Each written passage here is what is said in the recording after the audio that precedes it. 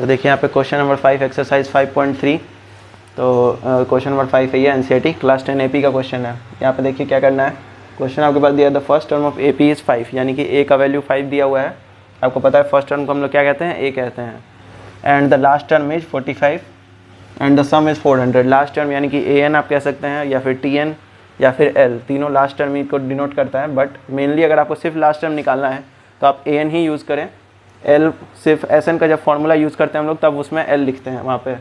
तो ये ध्यान रखिएगा, आपको ए एन ही यूज़ करना है ज़्यादातर लास्ट टर्म की जगह पे जब आप ए पी का क्वेश्चन सॉल्व कर रहे हैं। बट अगर आप एस एन का फॉर्मूला लगाते हैं n/2 a + l वाला, तभी आप वहाँ पे एल यूज़ करेंगे उसके जगह पे। और सम दिया हुआ आपको 400, आपको निकालना है number of terms and the common difference. तो यहाँ पे आपके पास दिया हुआ है क्या क्या। सबसे पहले दिया हुआ है ए का वैल्यू 5 दिया है, साथ में ए एन, या फिर बहुत लोग टी एन भी पढ़ते होंगे इसको, या फिर एल, क्योंकि इस क्वेश्चन में हम लोग एल यूज़ करने वाले हैं। तो तीनों का मतलब क्या होता है, लास्ट टर्म ही होता है। ठीक है, कहीं पे भी अगर ऐसे लिखा हो तो आप समझिएगा कि वो क्या दिया हुआ है, लास्ट टर्म दिया है। साथ ही आपके पास एस एन दिया हुआ है 400। तो आपको फॉर्मूला याद होगा क्या होता है, n/2 a + l। फॉर्मूला किसका होता है, एस एन का होता है। एस एन इक्वल टू क्या होता है, n/2 a + l। ठीक है, आप इसको इधर भी लिख सकते हैं, इसको उधर भी लिख सकते हैं, कोई दिक्कत नहीं है, दोनों इक्वल ही रहेगा हमेशा। ये फार्मूला आपके पास होता है n/2 a + l। ये फार्मूला तब हम यूज़ करते हैं जब हमारे पास a गिवन हो और लास्ट टर्म गिवन हो। तो देखिए इस क्वेश्चन में फर्स्ट टर्म a दिया हुआ है और लास्ट टर्म 45 दिया हुआ है। तो अगर इस फार्मूला को हम यूज़ करें, क्योंकि एस एन भी हम लोग को पता है और ये दोनों पता है, तो इसकी मदद से हम लोग n निकाल सकते हैं यहाँ पे आराम से।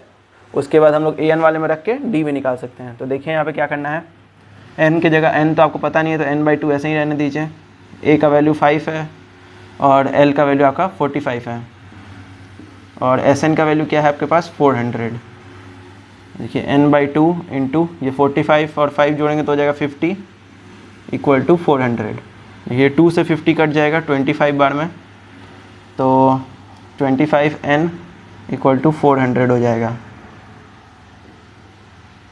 ठीक है, यहाँ देखिए अब, तो यहाँ से n का वैल्यू आपको क्या मिला 400, और ये 25 जो इधर गुना में है, देखिए यहाँ पे ये 25 इधर गुना में था, तो ये कहाँ आ जाएगा, इधर डिवाइड में। तो डिवाइड में नीचे आ गया, तो 25 से आपको पता है कितने बार में कटेगा, 16 बार में। तो n का वैल्यू आपके पास क्या आ गया 16। n का वैल्यू आपको 16 मिल गया, यानी कि यहाँ पे एस एन की जगह पे आप क्या लिख सकते हैं, S16 लिख सकते हैं। यहाँ ए एन की जगह A16 या फिर T16 लिख सकते हैं। तो ऑल्सो अब हम लोग ए एन को क्या लिख सकते हैं, A16, जिसका वैल्यू क्या है 45। आपको ए एन का फॉर्मूला पता है क्या होता है, a + n-1 इंटू डी। ठीक है, या फिर आप इसको ऐसे भी लिख सकते हैं, a + n-1 into D equal to A N. Same यहाँ की तरह जैसे आपने यहाँ पे लिखा था, इसको आप उल्टा करके भी लिख सकते हैं। तो यहाँ पे आपको वैल्यू देखिए पता चल गया, a का वैल्यू आपको पता है, n का भी वैल्यू पता चल चुका है। तो a का वैल्यू आप 5 रख दीजिए यहाँ पे, n का वैल्यू आया 16 और d रख दीजिए d की जगह पे, और यहाँ है 45। देखिए अब इसको हम लोग वापस से क्यों यूज़ कर रहे हैं, इसको देखिए यहाँ पे। अब आपको इक्वेशन देख के समझ में आ रहा होगा, a आपको मिल चुका है, n मिल चुका है, तो इस इक्वेशन से आपको क्या मिल जाएगा, d मिल जाएगा यहाँ पे, क्योंकि d का वैल्यू अभी भी हम लोग को निकालना है। तो यहाँ 5 होगा और ये हो जाएगा 15d, 5 + 15d इक्वल टू 45। तो 15d क्या हो जाएगा 45 - 5, इधर प्लस में था उधर जाएगा तो माइनस में हो जाएगा, ये हो गया 40। तो d का वैल्यू क्या हो जाएगा आपका 40/15, क्योंकि इधर मल्टीप्लाई में था, इधर जाएगा तो डिवाइड में। अब 5 के टेबल से आप इसको काट सकते हैं, तो d का वैल्यू क्या आ गया 8/3। तो यहाँ लास्ट में आप लिख सकते हैं हेंस n = 16 एंड d = 8/3। यही आपका क्या है, आंसर है। ठीक है, तो यही दो चीज़ इसमें निकालना था। तो ये वाला फार्मूला भी याद रखिएगा, और जो जनरल फार्मूला हम लोग यूज़ करते हैं जब a n और d यूज़ करते हैं, तो वो भी फार्मूला आपको याद रखना होगा, वो भी बहुत जगह यूज़ होता है।